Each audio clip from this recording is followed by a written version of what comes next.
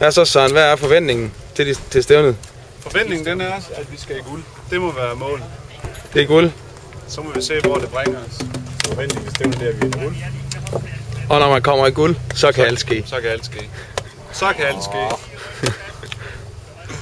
Jamen, føler du, vi er på vej mod målet? Ja, det synes jeg. Jeg synes, vi er godt forberedt.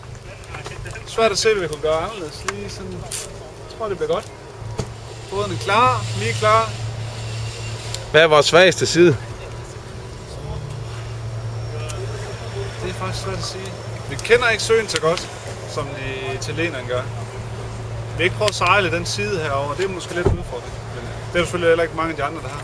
Men vi er nået dertil, hvor vi betragter italienerne som vores konkurrenter. Det er det, jeg hører dig sige.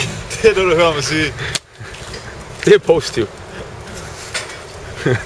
De har da været langt foran.